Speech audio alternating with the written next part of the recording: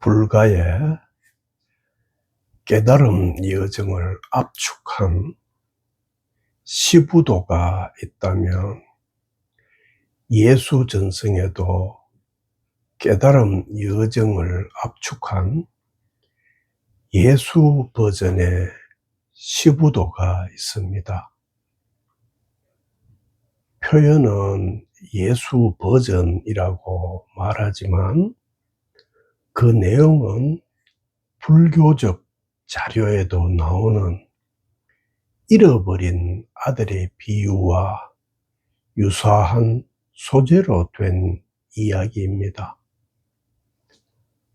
그러므로 불교 자료에 익숙한 분들도 종교적인 편견을 배제하고 너그러운 마음으로 들어보시면 깨달음 여정을 새로운 시각에서 보실 수 있는 또 다른 기회가 되리라 봅니다.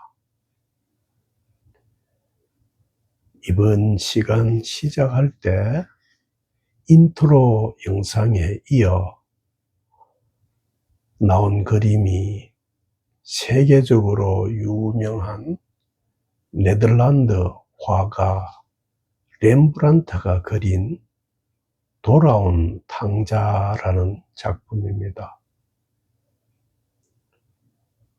이 그림을 그린 렘브란트는 여러 가지 걸작을 많이 남겼지만 특히 화가가 파산과 사랑하는 자식과 아내를 모두 잃는 개인적인 비극을 겪고 난 후 인생의 말년에 자신의 삶을 반추하며 본인이 죽기 1년에서 2년 전에 시작해서 죽을 때까지 손을 놓지 않았던 작품입니다. 렘브란트가 그린 돌아온 탕자라는 그림의 주제는 루가가 전하는 예수 전승에만 나오는 이야기입니다. 이 이야기가 바로 예수 버전의 시부도입니다. 예수께서는 잃어버린 아들의 비유를 통해 깨달음 여정과 견성하는 과정을 압축해서 가르치고 있습니다. 그 내용은 아주 단순합니다. 두 아들을 둔 아버지가 있었는데 작은 아들이 아버지에게서 자기 몫을 받아서 그 유산을 가지고 행복을 찾아 외지로 나갔다가 재산을 모두 탕진하고 나라까지 떨어진 후에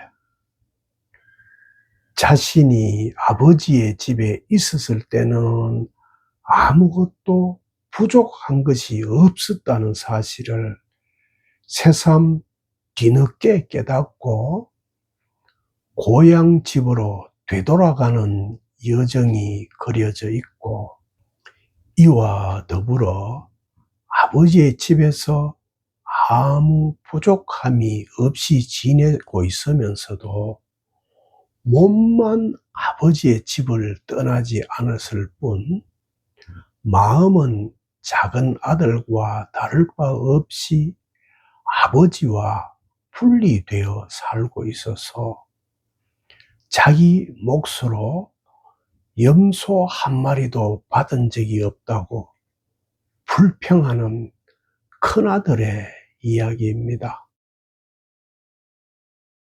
전체 이야기가 아주 짧고 내용이나 표현도 문학적이어서 상당히 재미있는 이야기입니다. 더보기란에 올려두었으니 꼭 읽어보시고 이 동영상을 시청하시기를 권합니다. 이제부터 여러분이 그 내용을 숙지했다는 전제하에 말씀드리겠습니다.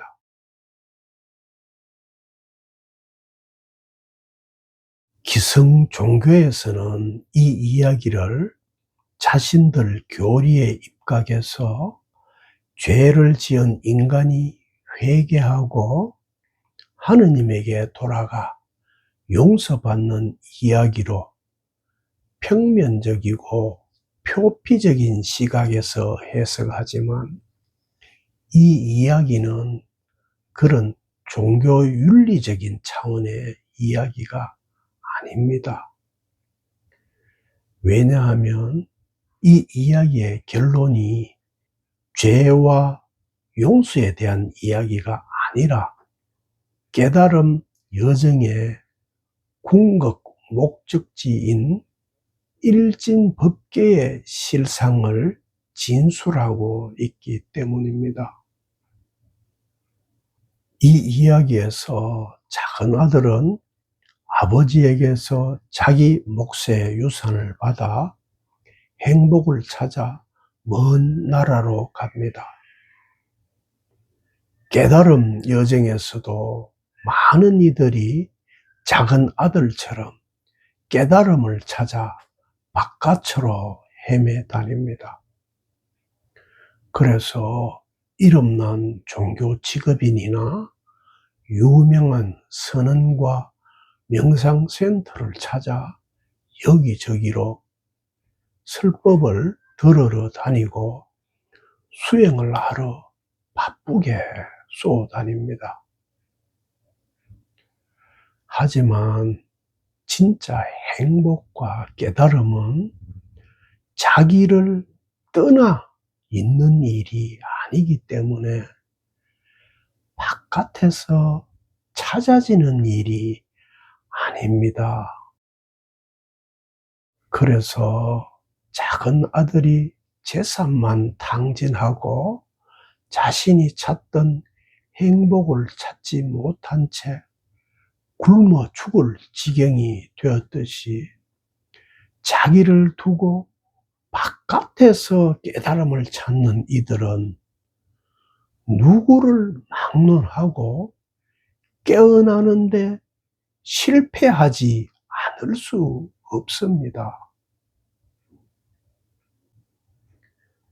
그래서 비로소 작은 아들이 제정신이 들었을 때 제일 먼저 자신의 집이기도 한 아버지의 집에서 예전에 풍족하게 살았던 기억을 하게 됩니다.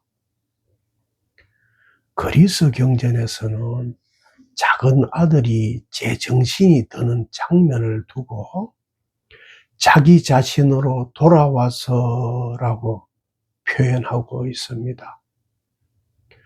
그러니까 작은 아들이 바깥으로 헤매던 시선을 자기 자신에게로 돌렸기 때문에 제정신이 든 것이라는 진술입니다. 이때를 가리켜 깨달음 여정에서는 깨어났다, 눈을 떴다 라고 말합니다. 그리고 자기 자신으로 돌아와 깨어난 작은 아들에게 일어난 첫 번째 일이 정견입니다. 제정신이 들기 전에 작은 아들은 행복이, 즉 깨달음이 바깥에 있다고 잘못 알고 있었기 때문에 아버지를 떠나 먼 나라로 갔습니다. 그러나 제정신이 들자 아버지의 집에서 자신이 늘 풍족했다는 사실을 올바로 볼 수 있는 정견을 할 수 있게 되고 행복과 깨달음이 원래 자신의 집이면서 또한 아버지의 집인 바로 거기에 있었다는 진실을 알아차리게 됩니다.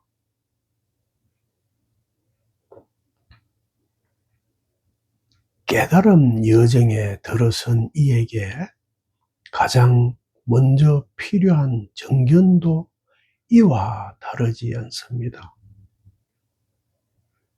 깨달음은 자기를 떠나 있는 일이 아니라는 이 진실을 똑바로 봐야 합니다. 깨달음은 유명한 절이나 선원이나 설법이나 특정한 종교인에게 있는 것이 아닙니다. 깨달음은 여러분을 떠나 있지 않습니다. 그러므로 여러분 자신이 바로 그렇게 애타게 찾고 있는 깨달음의 답입니다.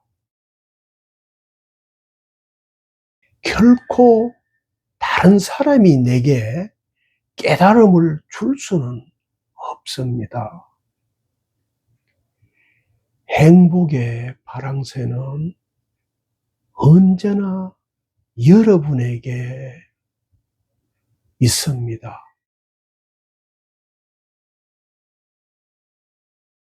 그리고 깨어나 진실을 보게 된 작은 아들이 한 행동을 경전에서는 일어나서 아버지에게로, 즉 아버지를 향해서 갔다라고 표현하고 있습니다. 깨어난 작은 아들은 원래 있던 자리에 그대로 주저앉아 있었던 것이 아닙니다. 일어났다는 것은 익숙한 과거의 자리를 박차고 떠났다는 것입니다. 다시 말해 바깥을 향하던 관성에서 벗어나 자신의 본래 면목인 아버지를 향해 방향 전환을 하고 실제로 거기를 향해 갔다는 말입니다.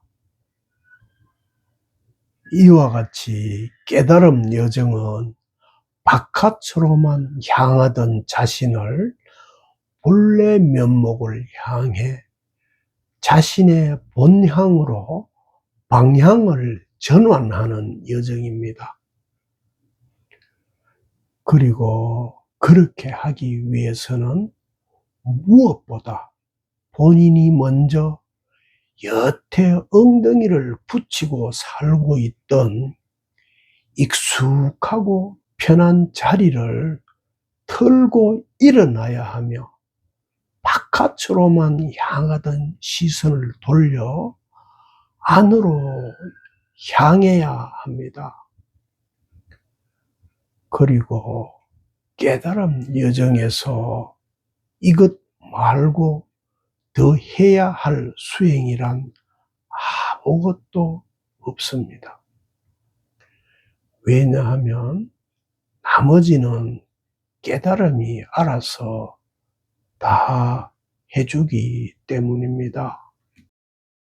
경전에 나오듯이 작은 아들은 자기가 있던 자리를 털고 일어나 아버지를 향해 원래의 고향을 향해 방향을 전환했을 뿐입니다. 그런데 이어지는 이야기에서 보면 아직 집까지 거리가 먼데 아버지가 뛰어나와 작은 아들의 목을 안고 입맞춤을 합니다. 아주 중요한 대목입니다. 여러분, 착각하지 마십시오. 깨달음은 내가 노력해서 깨닫는 것이 결코 아닙니다.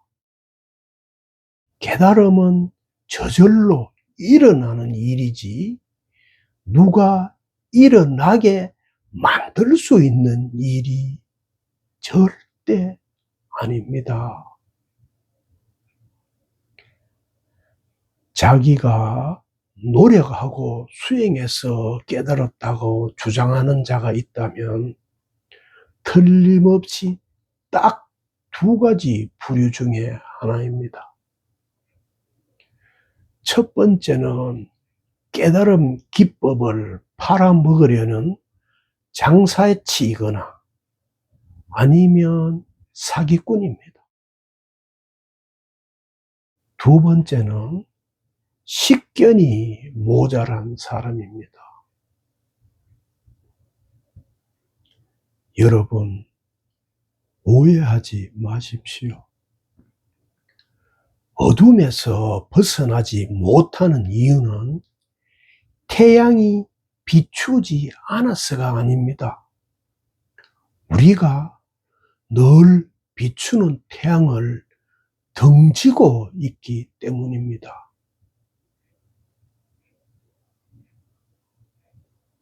물론 어느 누구도 언제 깨어날지, 어떻게 깨어날지 알 수 없습니다.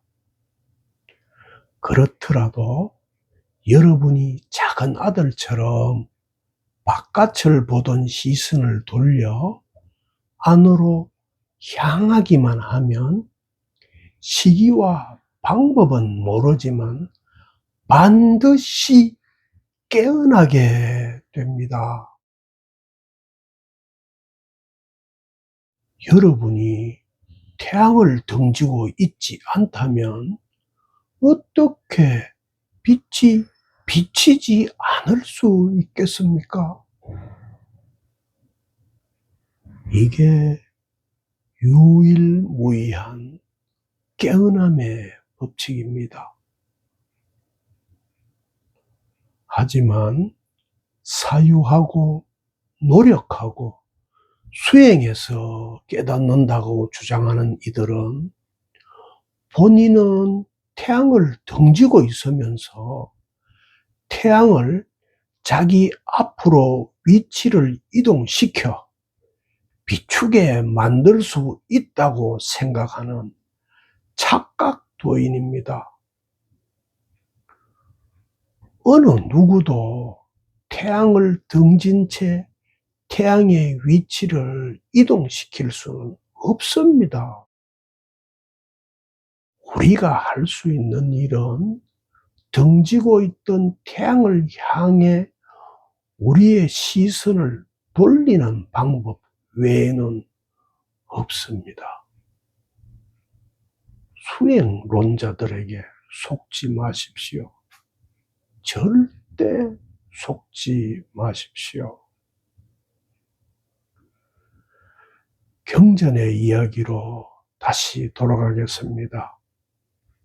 이제 아버지의 집 본향에 도착한 작은 아들은 본래의 신원인 본래 면목을 회복하고 잔치의 주인공이 됩니다.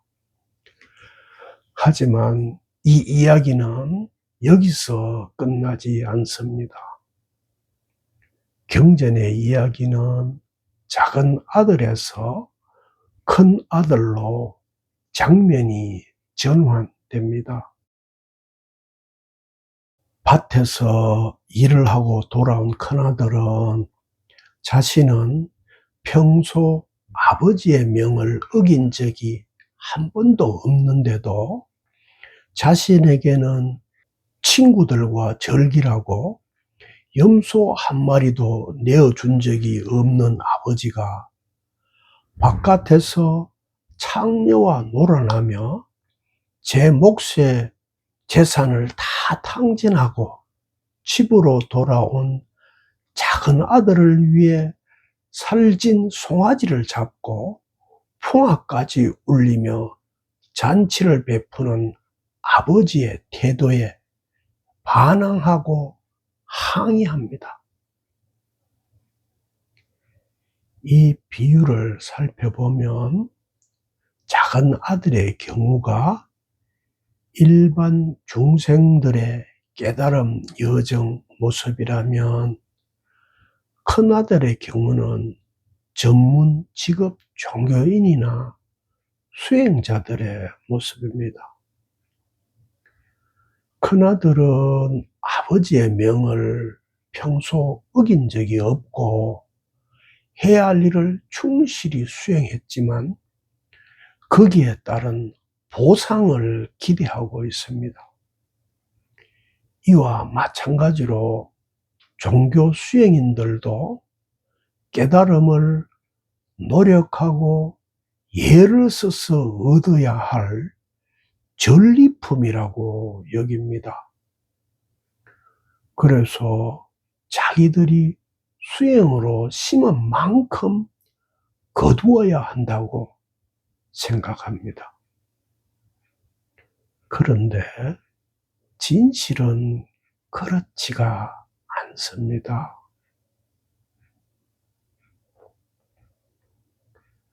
작은아들이 집으로 돌아오고 원래의 신분을 회복했지만, 그렇다고 해서 매일 집안에서 잔치만 하며 살게 되지는 않습니다.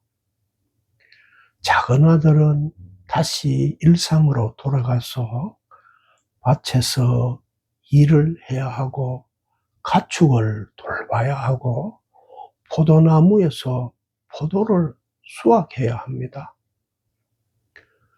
그런데 다시 이전과 똑같은 일상을 하지만 이제는 모든 것이 이전과 다릅니다.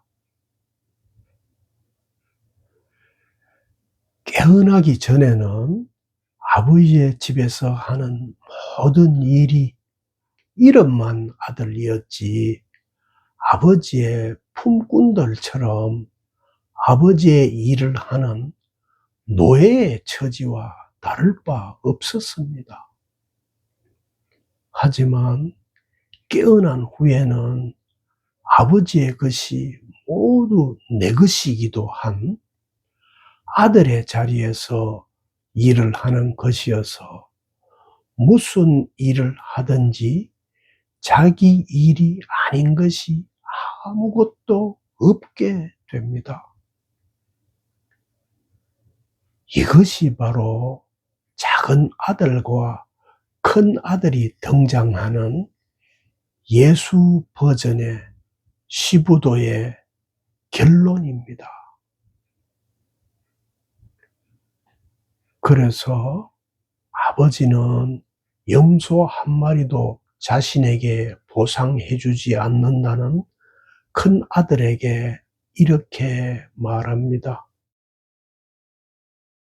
얘야, 너는 늘 나와 함께 있으니 내 것이 다 네 것이다.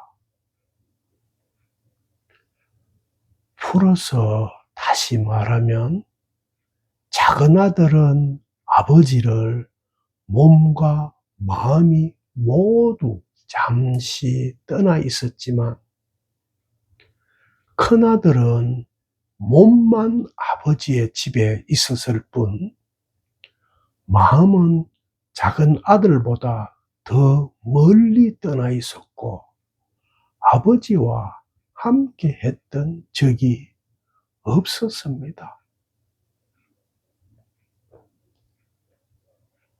그러니까 경전에서는 아버지가 큰 아들에게 말하는 형식으로 전하고 있지만, 너는 늘 나와 함께 있으니 내 것이 다 네 것이다 라는 아버지의 결론은 큰아들과 작은 아들만 아니라 깨달음 여정에 들어선 우리 모두에게 하는 말이기도 합니다. 사실 경전에서는 작은 아들이 아버지를 떠났다고 표현하지만 떠난 적이 없습니다. 왜냐하면 작은 아들은 먼 나라로 갔지만 거기서 풍족하게 썼던 제목의 유산도 아버지에게서 나온 것이고, 돼지를 칠 때 사용했던 몸도 아버지에게서 나온 것이니 실제로 아버지를 떠나 있었던 것이 아니기 때문입니다. 작은 아들도 큰 아들도, 그리고 깨달음 여정에 참여한 우리 모두도 우리 자신의 출처인 본래 면목을 떠난 적이 단 한순간도 없습니다. 애초에 아무것도 분리된 적이 없으며 아무것도 잃은 적도 없습니다. 그런데 도대체 어디로 되돌아가야 한다는 것이고, 도대체 무엇을 되찾아야 한다는 말입니까? 원래 아무 문제도 없었습니다. 문제가 있었다는 그 착각에서 벗어나기만 하면 됩니다. 여러분은 원래 이미 깨달아 있습니다. 그래서 우리의 본래 면목인 아버지는 너는 늘 나와 함께 있으니 내 것이 다 네 것이다 라고 장엄하게 유일진 법계의 진실을 선언하고 있는 것입니다. 단지 본래 면목을 떠나 있다는 착각에 속지만 않으면 됩니다. 그것이 여러분이 깨달음 여정에서 해야 할 일의 전부입니다. 우리는 본래 면목을 떠난 적이 없고 떠날 수도 없습니다. 원래 그러했고 지금도 그러합니다.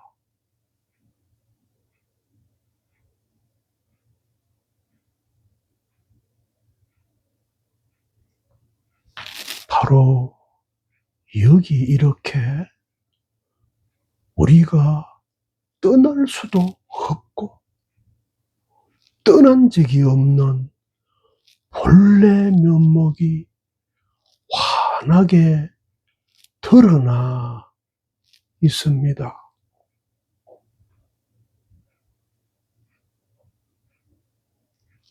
바로 여기입니다.